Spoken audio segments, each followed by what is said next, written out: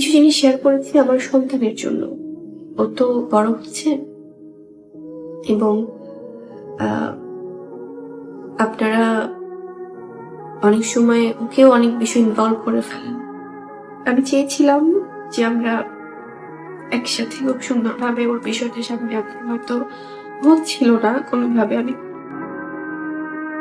সময়ের সাথে সাথে কন্যা সন্তান বড় হচ্ছে, আর তাই সন্তানের মুখের দিকে তাকিয়ে বিষয়টি আর আড়ালে রাখতে পারেননি চিত্রনায়িকা শবনম বুবলী।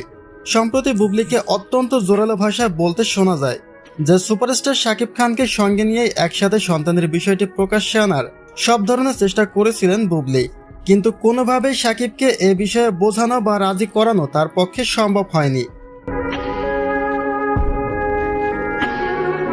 এই প্রসঙ্গে আরও জানা যায়, যেহেতু অনেকে নানাভাবে তার সন্তানকে নিয়ে প্রশ্ন তুলেছে এবং ব্লেম দিচ্ছে, তাই বাধ্য হয়ে সত্যটা সকলের সামনে নিয়ে আসা এবং সন্তানের বাবার পরিচয় প্রকাশ করার সিদ্ধান্ত নেন বুবলী।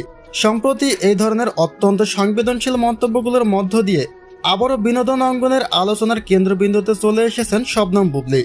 যেহেতু শাকিব খান এখন পর্যন্ত কন্যা সন্তানকে সরাসরি স্বীকৃতি দেননি, তাই বুবলীর এমন মন্তব্য পরিস্থিতিকে আরও কিছুটা ঘোলাটে করে তুলেছে।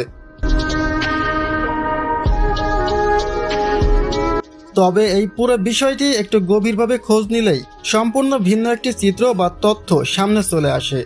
অর্থাৎ বুবলীর মুখ থেকে বের হওয়া এই কথাগুলো শতভাগ সত্য হলেও এগুলো কিন্তু বর্তমান সময়ের কোনো বক্তব্য নয়।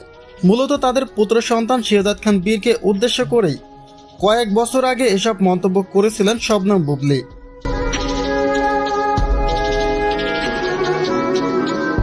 পুরনো সেই প্রসঙ্গ টেনে এনে বর্তমান পরিস্থিতির সাথে মেলানোর এই বিষয়টিকে আপনারা কিভাবে দেখছেন জানিয়ে দিন কমেন্ট বক্সে।